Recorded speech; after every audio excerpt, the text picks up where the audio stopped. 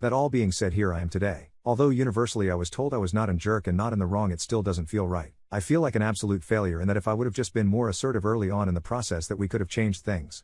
I don't think I made it clear enough how much I loved and still love her. Letting this relationship go is like saying I have to lose an arm. I haven't eaten any solid food since Sunday night. I know I have to quit drinking. Yes, I called into work again today, but right now feeling numb is better than what I feel like I have to do. Before I go over my intentions, I do want to clear up a couple of things. As I said, I wrote that while I was still very upset and hurt, so I think I was probably either not clear enough or maybe painted a couple of people in a bad light. First, to her parents. Yes, I've known her parents since 3 weeks into our relationship. They have never been anything but kind to me, and we have eaten at their house twice a month since we have been together. My family has always celebrated Christmas on Christmas Eve, so I have spent 3 of the past 4 Christmases at her house with them. I do not fault or blame them. Their child was brutalized and traumatized, so they circled the wagon around her, which, while I do not have any kids, I certainly understand that she was top priority to them. Her dad has been as hurt as anyone by this, and I have been heartbroken to see this giant of a man, he's honest to God 6 feet 6 inches tall, broken like this. Her sister has honestly been my lifeline. She has talked with me and has always tried to be as open as she can with me. Yes, they knew about the cheating, and that is why I got the runaround. No, they did not support her decision to do this, however, they did not want to be involved other than be there for her. Second, her therapist might be incompetent. I have no way to judge that. However, in rereading what I typed, I think I made it come out worse than it really was. She did not try and excuse what she did, nor did she try and justify it, like I implied. After a few seconds of awkward silence that was only interrupted by my crying, she said that some women do that. Also, I did read where some people thought it was the therapist who recommended she do this, and that couldn't be farther from the truth.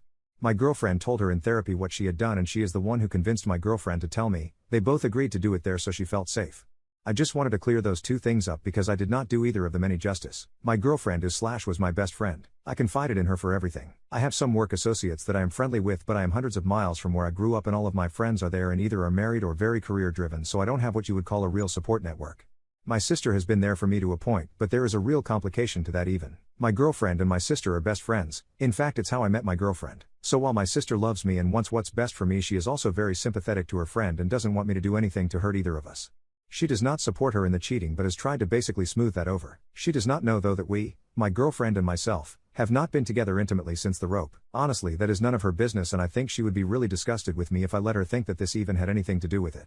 My GF has been blowing up my phone with texts since Sunday night. She is saying everything that I have wanted her to say since about a month after the rope. I've gotten more I love yous in the past day than I have in the past year. I've only responded twice to her, so she does know I'm reading them. That is making the next part very hard to do. I came to the decision last night / early this morning that for my own mental well-being I can't do this anymore. Believe me when I say that I know what a failure it is and how horrible it makes me feel. So here is my plan. I know it is chicken crap on my part, but I have typed a letter and I am going to send it to her therapist, along with a note to the therapist explaining what to do, for my girlfriend to read in her office. That way there is immediate support for her. I don't want her to be any more abandoned than what I'm going to be doing. That is heartbreaking to type, by the way. When she goes for her appointment Friday morning, I will then send emails to her parents and a text to her sister informing them of what is happening, so that way they can be there for her when she gets out. Here is word for word the letter I have written her. The only thing that is different is that I am no using her or her therapist real names here. Please read it and let me know if I am out of line or if I am too cruel or if this will trigger any type of mental trauma related to her rope. I have zero intention of inflicting any more pain than what is normal with a breakup. Dear Sarah, I know that this is not the best way of doing this, but honestly, if I had to look you in the eyes, I know I could not go through with this. I have loved you since the first month we have been together, and the first 3 years of our relationship were the best 3 years of my life. You were my everything, and I know that we had both talked about marriage a lot, and I know and believe with all of my heart that we were going to be married. Nothing would have made me any more happy or proud than to be called your husband. I don't know how to say this because every fiber of my being does not want to say this, but for my own mental health going forward I have to let you go.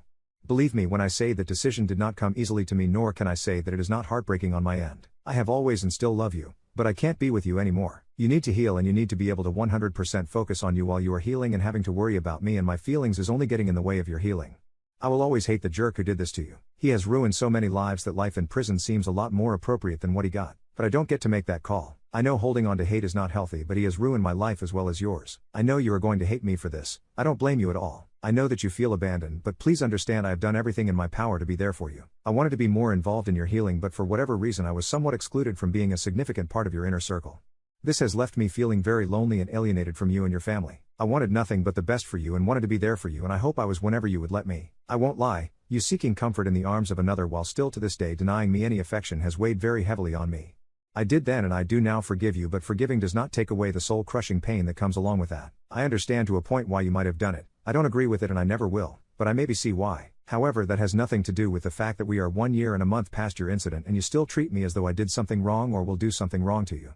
When you withdrew the other night from my attempt at a kiss, I knew then that you were still in need of healing, and I have no idea how long that will be. But I can't put my life on hold indefinitely, which is where we are still. I know it is very selfish of me, but I need affection. I need both mental and physical intimacy. Our conversations have been both generic and bland for the past year, which, believe me, I can understand why. But we used to spend hours talking about our future and what we wanted. Now at best we talk about what movies we want to watch. What I am doing is in no way because of what happened to you. That event was horrible and was life-changing for you, and I never ever had a second thought about you because of it. This is all about your recovery and how you have to heal. For whatever reasons you may not even know yourself, you have completely distanced yourself from me. I've tried with all of my heart to get back to you, but it is painfully apparent that I am no closer to you now than I was right after the incident. Also, to be very clear so you do not think this is about anything else, there is no one else. I am not seeing anyone.